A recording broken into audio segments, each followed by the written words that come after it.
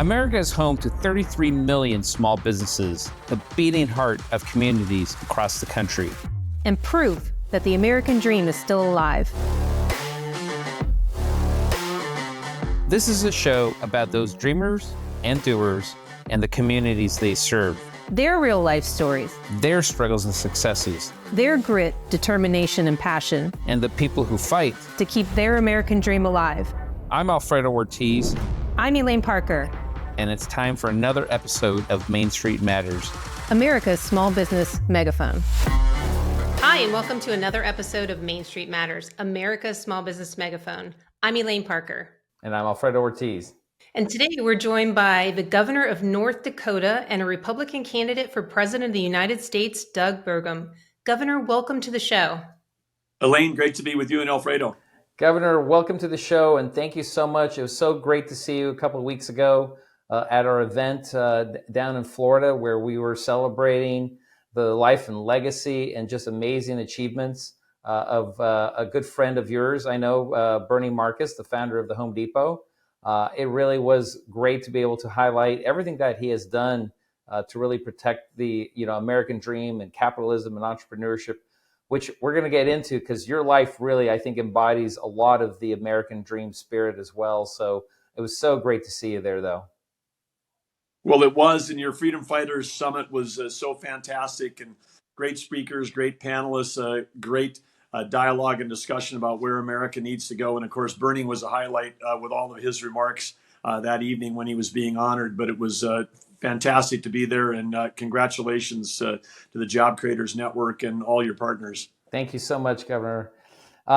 So we're going to get into all the stuff that normally people ask you about while you're running and all that stuff. But I have to tell you, Governor, I want to spend a little bit of time talking about, before you were governor, when you were just Doug down in Arthur, North Dakota, where you were born in 1956. It's just an amazing story. And I was so actually excited. I mean, admittedly, we didn't know as much about you, before we really dug into your background, because, obviously the media just highlights, how wealthy you are and all this stuff. But, I looked at the headline of Forbes, for example, and it said, just how rich is GOP presidential candidate Doug Burgum, right? That's the only thing that they seem to focus on. But I think the headline should have been, just how poor was presidential GOP candidate Doug Burgum? Because your story truly is the American dream story. Talk to us about your days when you were a teen in Arthur, North Dakota, a population of 300. And I guess it was a family business they were working with. Talk to us about that, because I think we need to focus on how you got to be successful, not just about your successes. Well, thank you, Alfredo. But yeah, growing up in Arthur was fantastic. It was a little agricultural community out in the middle of the Great Plains.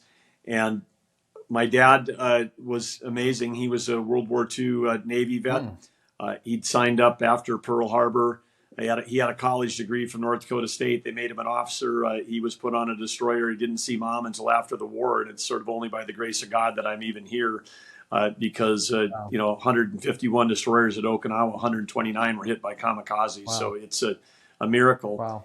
And my mom was a stay-at-home mom. I mean, she was engaged in the community like most all the moms were. I mean, she was on the school board and she was on the church board and a volunteer and hospital auxiliary. And we didn't have a hospital in our town, but she would drive and help out there. So she was very active. But then my dad passed away when I was a freshman in high school. And my mom, widow with 3 kids, had to jump back into the workforce to make ends meet. So I understand what it's like, to have economic insecurity, and like a lot of Americans that are living paycheck to paycheck. Right. The town of Arthur itself was the only paved street was the state highway that ran through town. I mean, even the streets, if you will call them that, the streets, there was no curb and gutter. There was all just gravel roads through town. But it was a fantastic place where you learned accountability, you learned hard work, you learned perseverance, and again, like from my dad, I learned courage and sacrifice and service. And my mom lived another 34 years after Dad passed away, and she had a remarkable life of wisdom and grace and contributing to her community. So I just had the amazing gift of having these great parents, and And then, growing up, every job I had, working on the farm, the ranch, working at the grain elevator, which my grandparents had started. We worked as a chimney sweep to pay my way through undergrad. Those were all jobs where you took a shower at the end of the day, not at the Right. beginning of the day. And then of course we joke that woke was what we did at 5 a.m. to start the day. It wasn't some other thing. But I understand what working Americans do, and I not only understand them, I see them. I mean, when I'm going around, even campaigning, if I see someone working in the back hallway of a conference hotel when we're getting ready to give a speech, or a security guard with a trained bomb dog, or someone that's just waiting tables, or whether it's someone handling baggage at the airport, I always acknowledge them and say hi to them, because those are the workers that are keeping America going. And right now we've got almost 10 million jobs open in America. So Yeah. I just thank people sometimes. Thank you for coming to work today. Yeah. So anyway, it was a great place growing up. But then in my mid-20s, I had inherited 160 acres of farm ground from my dad. That's not enough. If people understand dryland wheat farming, you need thousands of acres in North Dakota to make a living as a farmer. But that 160 acres, I mortgaged that. Well, we'll get to that part a little bit, because that's an amazing story as well. Because I love some of the quotes. Actually, I have to tell you that I want to focus on, because I know you bet the farm, and we're going to talk about that as well. But this idea that I guess you went to your dad's alma mater, North Dakota State. Is that correct? It seems like it. It must have been a shock, because you went from a town of 300 to a population in Fargo, North Dakota, of 60,000 people. That was the big city. I mean, well, at that time, I remember I walked into my first class in Stevens Hall at NDSU, and there was 400 people in a freshman class there, and I said, "Wow, there's more people in this class than there are in my hometown." I mean, it's great. I have to tell you, so just a little quickly on my background. I'm a son of immigrant kids. My dad was a tailor. My mom was a housekeeper. I remember on trash days we used to go around collecting aluminum cans and newspapers out of trash cans. We'd go over to the YMCA and we'd cash it in, and that was our grocery money for the week. And fast forward to today. I mean, I'm sitting here with you, of such a successful business person and family man. I mean, it's just so amazing, but this only in America really exists. And I keep focusing on this for you, because you really do embody that. I mean, service, obviously your parents really instilled that in you the same way that, my mom did with me. So many folks try to, peg us as we're evil capitalists, right? I mean, I worked at major Fortune 500s. I worked at Boston Consulting. I know you worked at McKinsey as well. But everybody thinks we're born with these silver spoons in our mouth, and don't really realize that we really do understand. You understand exactly this hard work. And so I know you went to then, after that, you ended up having an opportunity to get your MBA at Stanford. So, which is an amazing jump going, if you think about that, right? From a town of 300 to, an MBA at Stanford. So, but that's where you got, I think that inkling of that entrepreneurial itch, which, as you know, at Job Creators Network, that's what we really are fighting for and trying to defend, is American freedom and free enterprise and capitalism, entrepreneurship. That's why we were honoring Bernie Marcus, because he grew up in the tenements in New Jersey. He grew with black gangs. I mean, he would be hanging out with us, right? And so, to fast forward, 94-year-old man, but who's been one of the most philanthropic people, alive, probably, who's given so much back and really protecting freedoms and entrepreneurship. But that entrepreneurship is truly the best way to break out of a particular life like you had, like I had, and that we need to protect those freedoms. And so I want to be able to spend a little bit of time on that, because I do want to get to that story of how you bet the farm. But tell us a little bit about your just personal thoughts about entrepreneurship in this country, and how important our small businesses are as a backbone of our country. Well, backbone is the right word, Alfredo. And I've known this especially because the business that we were in with Great Plains Software, we were selling software to small and mid-sized businesses, and we had at the time that we, got acquired, after 18 years of hard work, and then we got acquired by Microsoft. We were sort of an overnight success story after 18 years. But we had 132,000 customers, and they were in close to over 125 countries all around the world. And when you have an opportunity as a young person to see not only how entrepreneurship in our country, but how it transforms lives when freedom and liberty come to other countries, you start to see that America doesn't have to be perfect to be exceptional. I mean, we are exceptional, and the opportunities that we present and the job creation.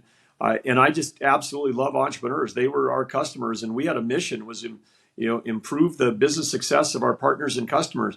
The partners that sold and installed our software were all entrepreneurs. We had a network of thousands of entrepreneurs around the world that were Great Plains partners, and we treated them like partners. And that whole experience of watching all of these people build these businesses, and then we not only were selling a software product, but we were basically selling an opportunity for people to build these great partnership opportunities. And I remember just a couple of weeks ago I was in New York and ran into two guys, Jack and Alan. They were two young guys back in 1990, and they were like, "This is crazy, but we're getting on a plane. We're flying to North Dakota to check out this software company today." I said, "How's it going?" They have 400 people working for them today, and huge IT company serving thousands of customers, and they all started with them taking a bet and taking a leap on us. Yeah, and even myself.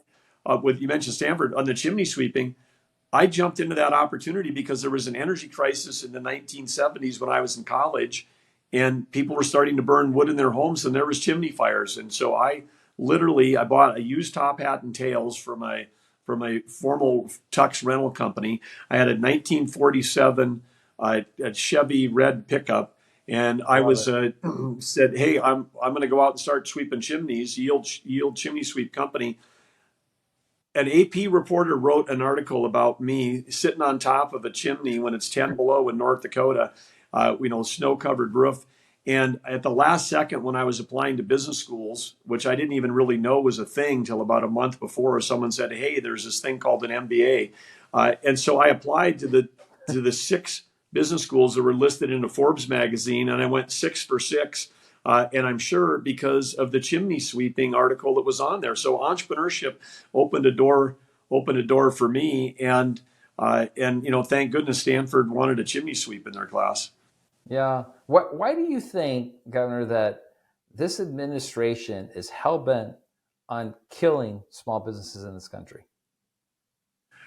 I have no idea. I mean, there's so many things that this Biden administration is doing on economy, energy, and national security that look like they're, the energy plan was written by China, and the business approach looks like it was written by, woke corporations that support the Biden administration. I mean, it is so, the red tape and the taxes are so high. And I think we all focus on the taxes, which are incredible, the inflation, which is choking every American and choking every business, in farms in the Midwest, they're small and mid-sized businesses. They're getting choked by the price of diesel and the price of inflation on fertilizer. I mean, everywhere you go, that's the economy is the number one thing we hear from folks.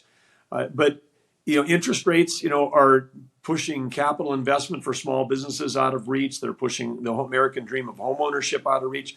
So we got a huge mess with the economy, but the red tape gets less coverage. I mean, right now, as the governor of a state, I'm on the tip of the spear. There's 28 different rulemaking efforts that are active right now from the Biden administration, like 6 from U.S. Fish and Wildlife, a bunch from Bureau of Land Management, a bunch from EPA. And all of these are things that are going to raise the cost of everything. They're going to drive inflation up. And while they may not be directly regulating a small business, if they're choking off U.S. energy and U.S. agriculture, it's raising the cost of food on the table and the gas you put in your car, and that affects every employee of every business. It affects every business owner.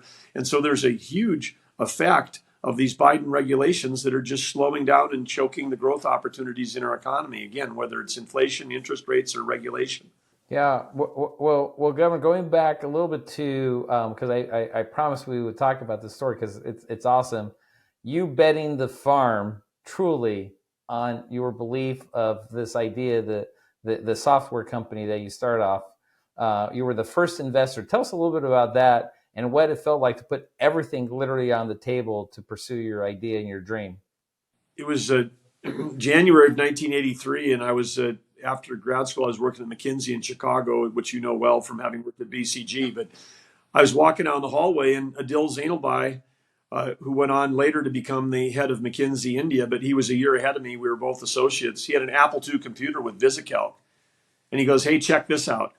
And I had been doing manual spreadsheets, like I'm sure many people at your firm were doing, crunching numbers with a TI calculator on a physical piece of paper, and doing that like all night for some partner that kept asking, well, what if what if the price is higher, what if the competition is greater, and then you'd have to redo the whole spreadsheet, which took you 2 hours. And he hit a button, and I watched it recalculate a spreadsheet in a couple minutes, and I was like, wow. I mean, I'd never seen a productivity gain come something where it was just right in my face, and people said, "Oh, you're such a visionary," and I'm like, "No, I got hit in the head with a 2x4." It was like so obvious that this was going to change everything. So from literally that moment, I said, I've got to figure out a way to get into the PC software business. And then the other thing was, I had left North Dakota like every other educated person had virtually. I mean, we had an outpouring of youth, an outpouring of young people. Our state had a lower population then than it did in 1930, one of the only states that was shrinking because all the young people that grew up in agriculture is getting more productive. There were no jobs. I was like, wow, we could do this in North Dakota. Software doesn't have to be next to a major market. It's not a heavy product to ship. It doesn't have to be next to a coal mine or a power plant. I mean, this is transformative in a number of ways. And I was like, we could do this. We could get all these kids that left our state that I knew, all these brilliant students to come back to North Dakota. So that's what we did. And so I literally bet the farm. I took that 160 acres, mortgaged it, which is something you never do if your grandparents have homesteaded and paid for the land. But that was the seed capital, and put it in on this idea that we could build a software company a global software company in North Dakota. And a lot of people said, you can't do it. You need to move to Silicon Valley. It'll never work. But again, hard work, perseverance, and some ingenuity and innovation, focusing on innovation, not on regulation, which we still do every day at the state level. Those were the keys to our success. We built a company with 2,000 people at the time it got acquired. There was 1,200 team members in Fargo, 400 rest of North America, 400 rest of world. We were already in countries all around the world, and including getting into countries in Eastern Europe right after the Soviet Union collapsed. And I saw young entrepreneurs in Poland, 3 months after Lech Walesa and what went down there, make a Polish version of Great Plains and change and transform their lives. And Polish, entrepreneurs moving to Fargo, North Dakota. I mean, we had people coming from around the world, and we were selling products around the world. But it was you really get a chance to understand how the world works. Another thing along the way, in 1989, when I was a kid, we were opening up Australia as one of our first international opportunities. I stopped in China on the way back, walked into a street market where I heard they were selling U.S. software, and there's Great Plains software for $1 for a 5 1/4 inch floppy. So, at the first debate, I was the only one that said we were in a Cold War with China. Some other folks have just figuring this out. Biden doesn't even say we're in a Cold War, but they've stolen every piece of software I've been involved with for the last 34 years. I mean, no respect for the IP in this country, stealing trillions of dollars of American innovation. And it's just, again, so it's, even though this was a North Dakota, small town, high-tech success story, I got a chance for decades and decades to understand how this globe works and understands all the challenges we're up. I mean, we're in a Cold War with China, we're in a proxy war with Russia, and we're in a proxy war with Iran. And I'm, competing for this job of president with people that have I've created more jobs than all of them combined on the debate stage. I've been signing the front of a paycheck since my mid-20s, not the back of it. And I'm one of the only ones that's got global experience outside, in the private sector, outside of government. So, Governor, thank you for sharing that story about betting the farm. It really is an amazing story. I'm going to finish up my half of the interview really with a quote that you had in Fargo when you announced your candidacy for president, which I love. I mean, I think it's an amazing quote. I encourage you to use it more often because it's great. The best of America exists. It exists in the smallest towns and the biggest cities. The best of America is there on our farms, on our factory floors, and in tiny startups with big dreams. Ain't that the truth? And that's what makes America great, right? Yes, absolutely. And we see it everywhere. We see it everywhere we go. I mean, the news every day. We do have big challenges as a country with all the challenges we have with the conflicts overseas and with the crazy backwards policies of the Biden administration. But at the same time, when we're traveling around the country, Catherine and I, whether it's a nonprofit recovery home for veterans in New Hampshire, or whether it's a group in Iowa that's doing great things at the local level, we see people all the time, neighbors helping neighbors, not a dime of federal money, but having a huge impact on their communities, where communities are coming together to save their downtowns and support entrepreneurs and support our veterans and our elder people and making their community safer. So it's an amazing country. And part of what we got to do is get the government out of the way. The federal government overreaches in 1,000 different ways. They have a limited set of responsibilities. We've got to downsize the federal government. We've got to cut red tape. We've got to cut taxes. All the things that the Job Creators Network has fought for successfully. We've been doing this in North Dakota. I mean, we cut so much. We cut spending, we cut red tape, and then we cut taxes, and now our economy's booming. I mean, the formula's there. It works. We've got it. We have to have entrepreneurs. Innovation is what's driven our country forward. It's what always has. It's innovation, not regulation, that's going to help us win the Cold War with China. Yeah, no, absolutely. And as someone who attended our Freedom Fighters conference, you know what these small business owners who work hard every day, 24/7, as you did when you owned your small businesses and larger businesses. You definitely classify as a JCN Freedom Fighter, and we're going to make sure to send you one of our pins that hopefully you'll wear proudly, because you definitely are a freedom fighter, and we hope that your campaign is successful from that perspective. But I just have to tell you, we appreciate from our end what you've done as a entrepreneur for this country, creating jobs, and it's just, I think, something that we really believe in. And lastly, from my part here, I know that you've been asked, why do you want to become president? You've answered because you want to lead, right? We need a leader. But I have to tell you, I think it's because you want to serve, if I may say so, because you have a servant heart. It's obvious, and I do hope you well on your campaign. But I just want to point that out. You definitely are a person who wants to serve, and we appreciate you doing that. Thank you, Alfredo. Elaine, your half. Well, thank you, Governor. As you know, Job Creators Network advocates for small businesses across the country, and we do a monthly poll. It's called the Small Business IQ Poll, which basically asks small businesses, it gets an idea of their optimism and pessimism index, and talks to them about issues that are affecting their businesses, but also their viewpoints on the economy overall.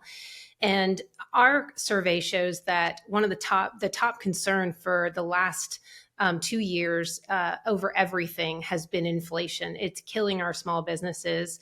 And even 2/3 of those small businesses that we polled said that they're actually concerned that the economic conditions out there, inflation being the top, but also access to credit being such a big issue, could actually force them to close by the end of this year. And I know Bernie mentioned that number in his speech the other night at the gala, because it's so concerning to him. What is the one thing, if you could do one thing when you come in to bring some relief to this economic train wreck that's happening, relief to our small businesses and relief to average, ordinary Americans on inflation, what would you do? Well, I think that the first thing on day one is we have got to start selling energy to our friends and allies, stop buying it from our adversaries, because the energy policies, which are, picking winners and losers. I mean, like, hey, we're going to subsidize not just a certain kind of vehicles. We're subsidizing only EV vehicles with your tax dollars. We're going to subsidize 500,000 charging stations. All of this is basically an energy plan that's built for China. I mean, we're outsourcing. Instead of being reliant on OPEC, we'd be reliant on Sinopec.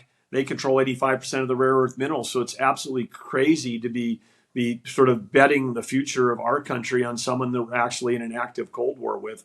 So that part, because the inflation related to energy prices is part of then what Biden is doing right now, which is destabilizing the world because he's worried about gas prices at the pump before his midterms. He drained the Strategic Petroleum Reserve in half to help win midterm elections. And right now he's lifting the sanctions on Iran and Venezuela. And we got Swiss cheese sanctions on Russia. These three countries are huge oil exporters. China's the largest importer of oil in the world, 10 million barrels of oil a day.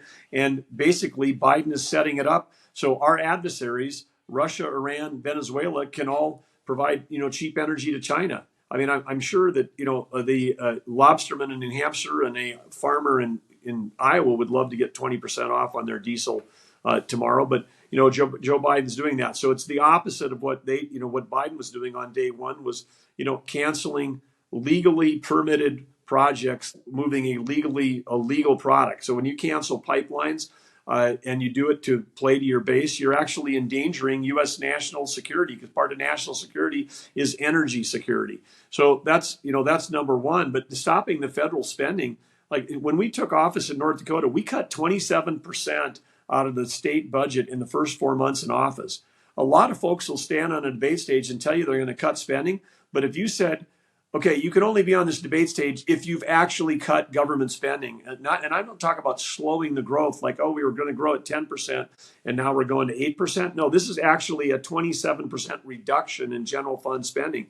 It's totally doable because if you've spent your life in technology like I have for decades, coming from that industry, you got to be better, faster, and cheaper tomorrow than you are today, or you're going to be out of business.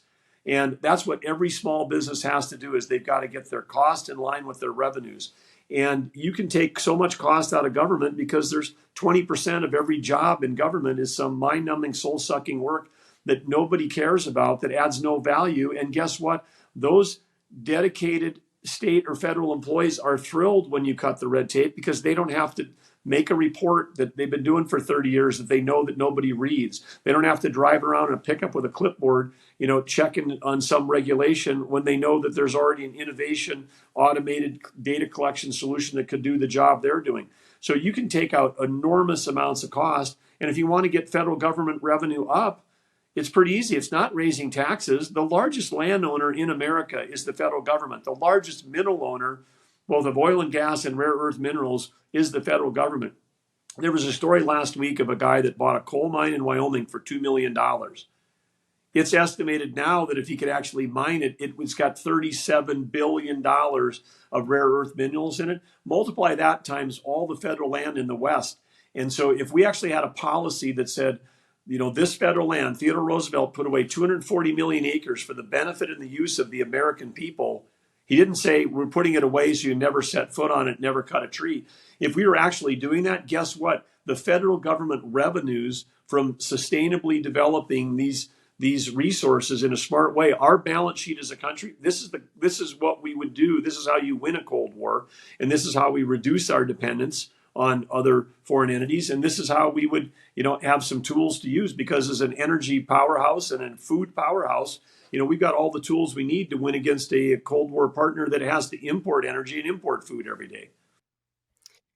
Speaking of Cold War, you talk about cutting spending, but the last president that really reached across the aisle was Ronald Reagan during the Cold War and was able to implement tax cuts, which sent this economy roaring. And we've got a lot of factions in Congress right now.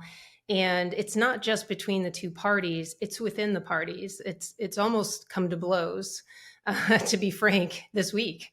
And how do you help cool that divide, not just the political divide, but the divide within the party as well, so that we can get something done? Because small business owners that I talk to, they don't see parties, they see policies. And does this policy help my business grow, or does this policy hurt my business? That's what they're most concerned about, which I'm sure you can relate to. And right now, all they see is infighting and party fighting. So how do you bring that together so that we can move this country forward in a positive way? Well, those small business owners that are frustrated represent the majority of America.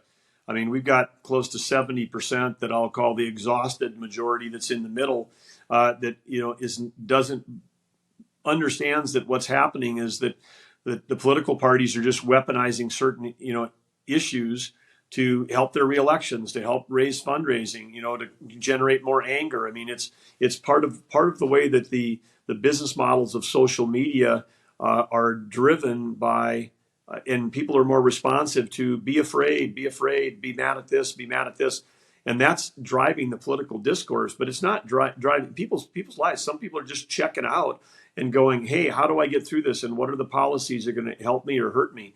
So I think, Elaine, you just spelled it out exactly right. But we've got to have a leader that actually understands and sees those small business owners and job creators, understands the challenges that they're facing, has lived experience in doing that, and then says, this is the red tape we have to get rid of. These are the taxes we have to get rid of.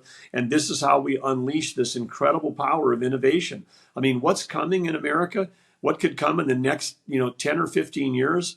I mean, with the technological innovation, with the productivity that could come from AI, I mean, we could be solving entire disease classes that have plagued our country since we began, and anybody under age 25 could be ready to live to be 100. I mean, it is the opportunities are incredible, but only if we get out of our way. And right now, we don't have parties on either side. We have parties that are fighting with each other, and then we have on the spending side, we have people that want to be a philanthropist with somebody else's money.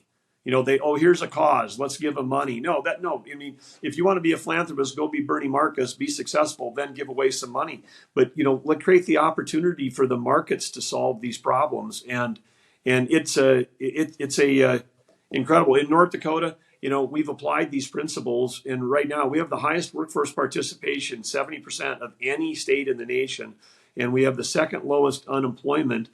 In our employment, we've got 5 counties in our state that have 1% or less unemployment. I mean, it is like we've got to solve problems for workforce. Every one of your members is scrambling to get more workers. They don't have enough workers, so we either have to help them be more productive with tax incentives around about productivity and incentives for adding automation into their businesses to help them become less dependent on high cost labor, or figure out a way to, solve our education system. So we're actually putting workers out into the market that have the skills to do the jobs that these entrepreneurs need. And we're doing all of that in North Dakota because, that's our focus every single day is if we're not helping businesses grow, then we're not doing our job as government. Thank you for that answer. I'd be remiss if I didn't ask you before we go about healthcare. We've done a lot of work in healthcare policy area because it is such a big issue for our small businesses. They want to provide healthcare for their employees, but it's become such a big line item for them, and they're looking for alternatives. And we've worked with a lot of physician groups across the country, Physicians for Reform, for instance. On direct primary care alternatives, and really just kind of moving away from this drift to socialism and looking at direct medical care, removing the insurance piece of it, and looking at all kinds of alternatives that are more free market alternatives, and hopefully inject some competition. As you know, there is no system out there that if you inject competition into it does not respond with, competition and price transparency does not respond with lower prices, more choices. I mean, that's what competition would do. And we don't have that right now at all. And so I wanted to get your take on healthcare and how you would approach this obviously very personal issue for people, but it's an important issue too. Well, Elaine, let me say, for starters, your setup and that question is the most informed question I've had on healthcare since I started this race over 5 months ago. I mean, transparency, competition. I mean, these are some basic elements that no one ever asks about. They just like, oh, will you spend more money on healthcare? Those are the kinds of questions I get. It's like, this isn't about more inputs. We've jammed more federal dollars into healthcare in the last, since the year 2000, and certainly since Obama and Obamacare, we've jammed so much money into healthcare. And guess what? At the end of that, doctors are seeing fewer patients per day they are today than they were 15 years ago. This is the only industry that's absorbed $1 trillion of IT and became less productive. How did that happen? It happened because the federal government, as part of when Obama took over, said, we're going to mandate, which software you have to use. We're going to mandate that you have to use electronic healthcare records under some guise of that it was going to have portability of our own records, which never happened. I think you guys know, I blew my Achilles here this fall playing basketball, and I was in Milwaukee, and then they're like, oh, can we?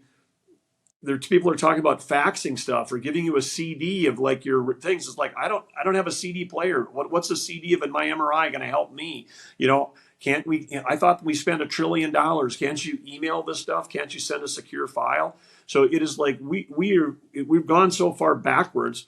And this is an industry that's received more inputs from the federal government than any other industry. And all we've done is inflate the price. We have not improved the services. We've not improved the quality. The stuff that Physicians for Reform is doing, fantastic. I mean, we've got to get the market involved. The federal government is not going to solve this.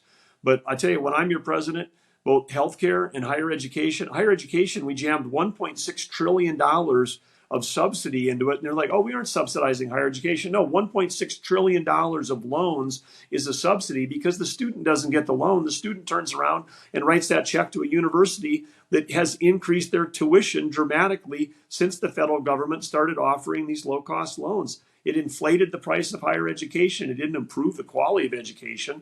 And universities, the data's there. They didn't hire more professors. They hired more administrators. They gave themselves raises. And so when the federal government gets involved in industries like higher ed and healthcare, you can look at the 25-year trend. Inflation in those two industries are higher than every place else. The outputs are not greater, and we're not better served as a country. So part of it is just getting the federal government out and getting back to the what the markets are doing. And I know that I talked to a business leader in California, not far from where you grew up, Alfredo, and their company is building their own clinics.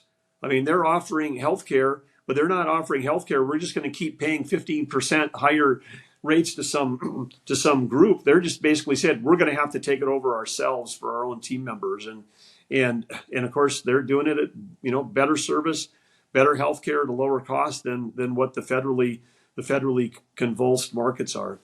As you know, we were one of the groups who actually sued the Biden administration and the Department of Education, went all the way to the Supreme Court to stop the college loan bailout. We're proud of that effort.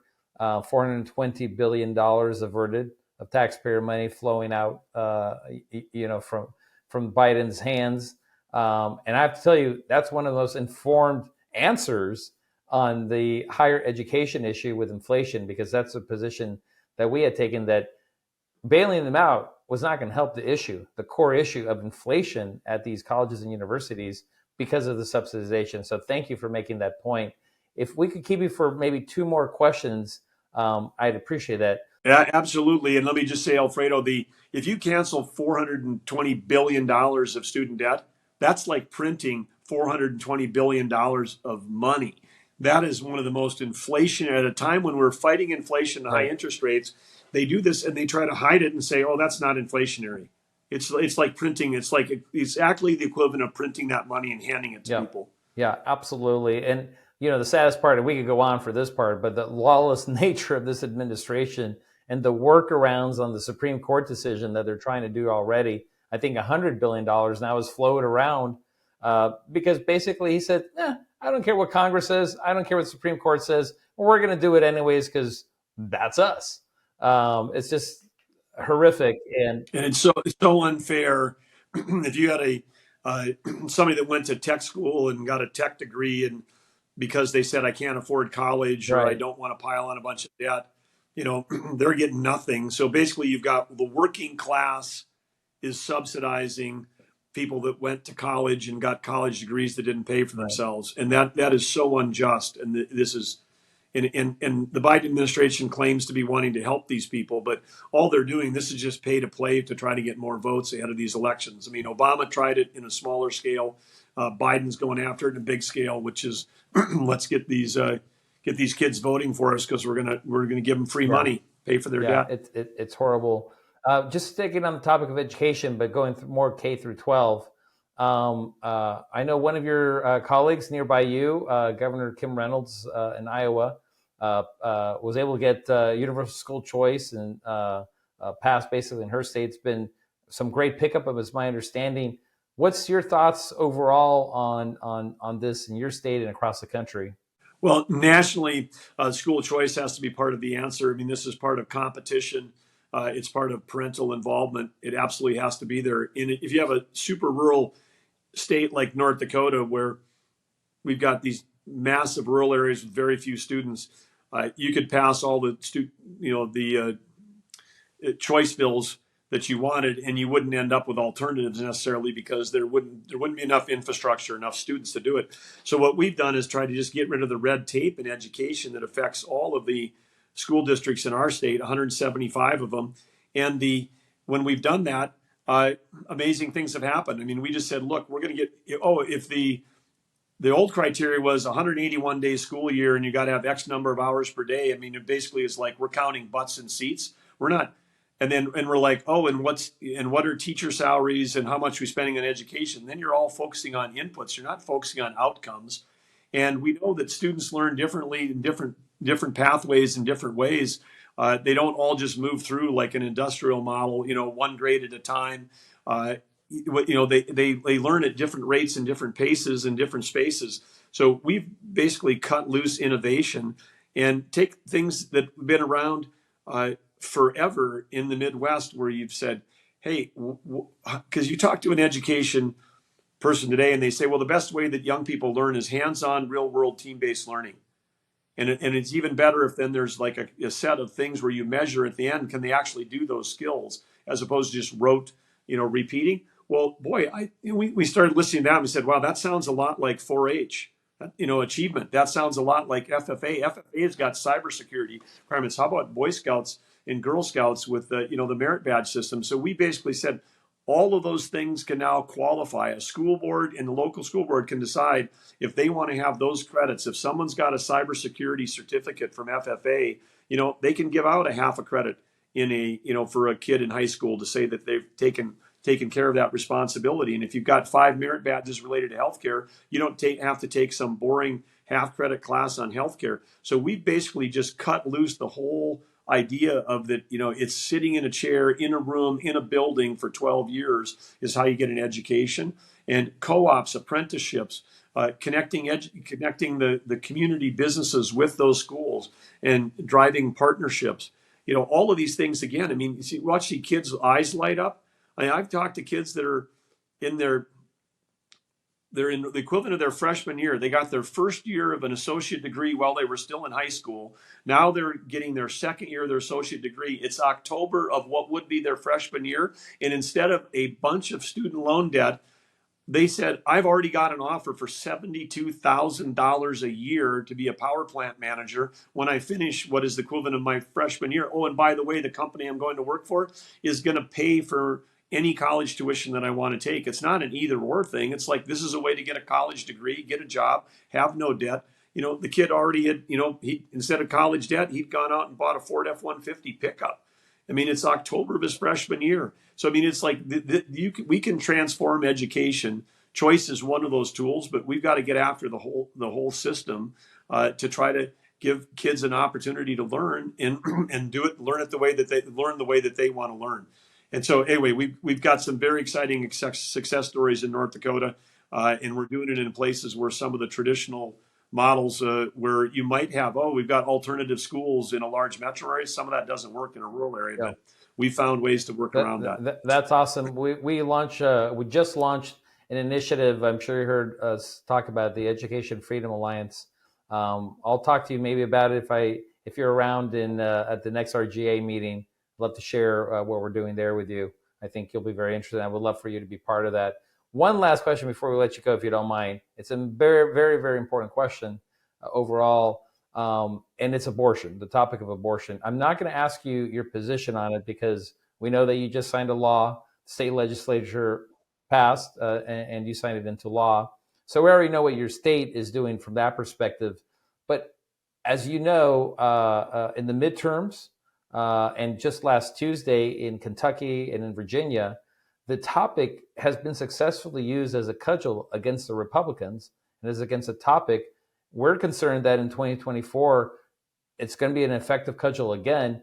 What do you suggest would be the messaging, or how do you see us? Because you want to be president, so you got to get to the point where we're going to have to unite this country on a very divisive topic.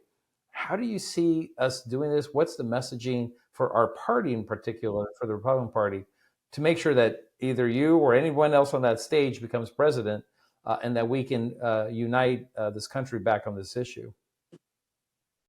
Well, when we announced back on June 7th, the very first question I got on my first interview with CNN was, will you sign a federal ban? And I said the answer, no.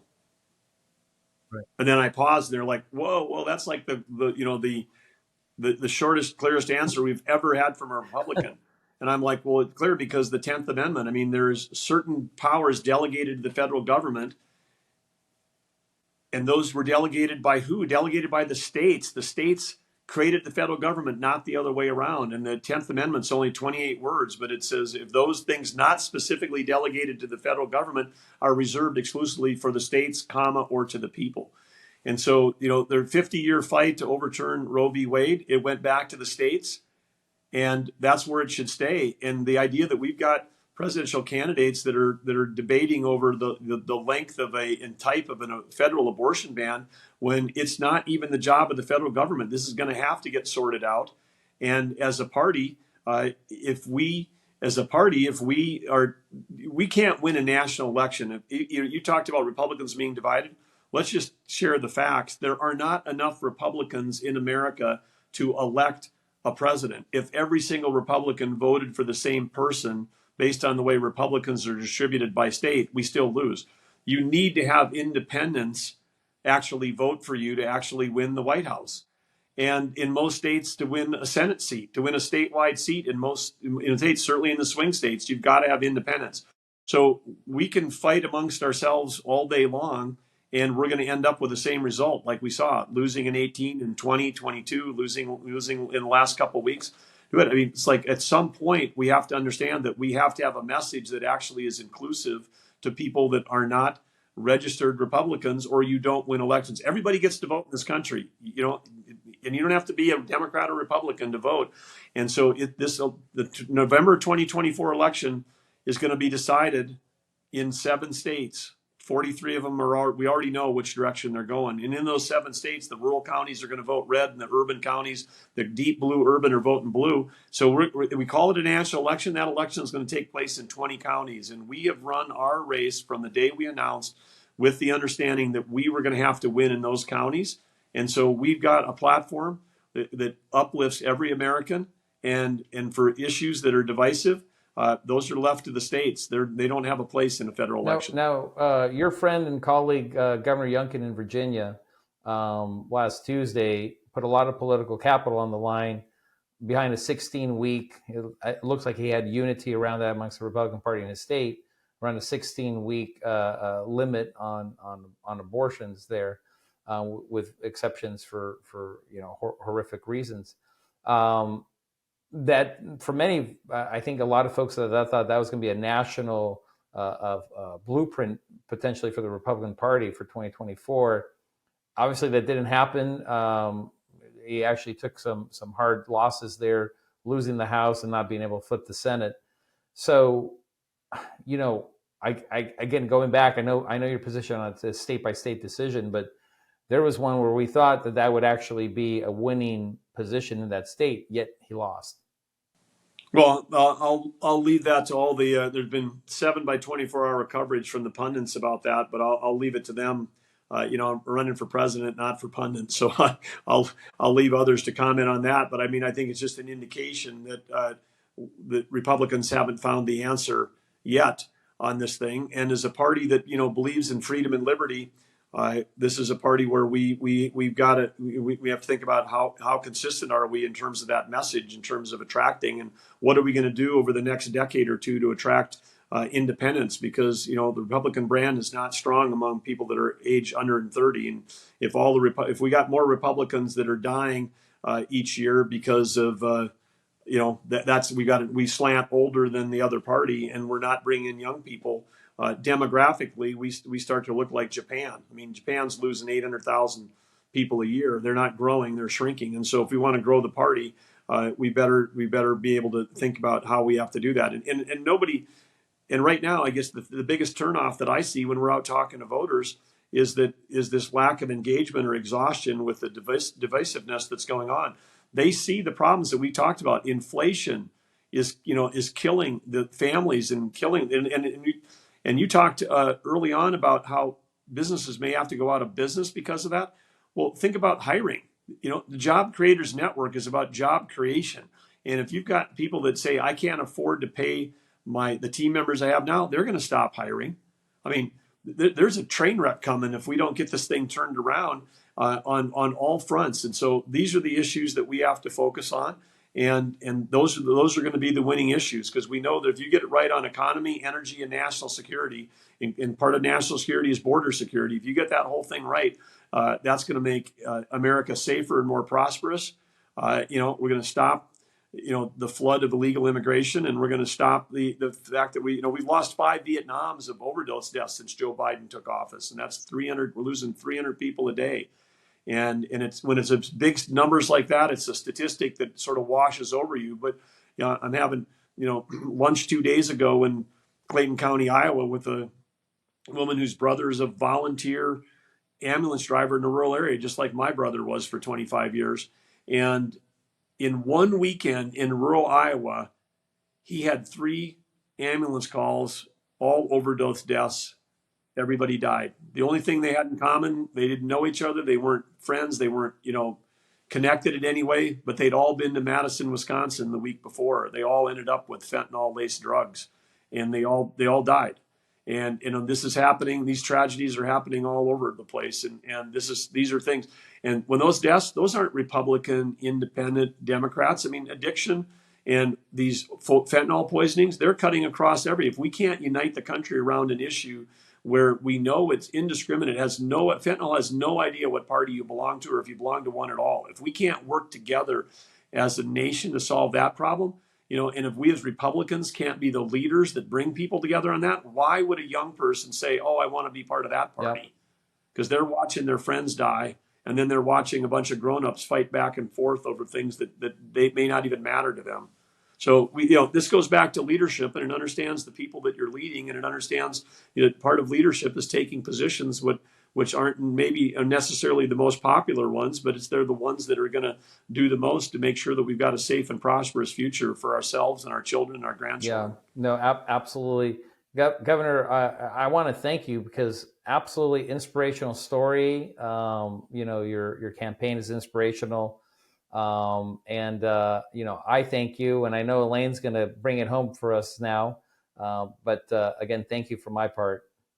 Elaine, Alfredo, great to be with you. Thanks for the important work that you're doing, and thanks to all the listeners that are tuning in. Grateful for everybody. And if you want to learn more about us, it's pretty easy, DougBurgum.com. We'd love to have you join our fight. Thank you. Yeah, Governor, I want to wish you luck in your campaign. You do have a great story, and you have a great message. And I hope more Americans get a chance to hear from you. Thank you so much for joining Main Street Matters, America's small business megaphone. And for those of you watching today, you can subscribe to the show at SalemPodcastNetwork.com or wherever you get your podcasts from.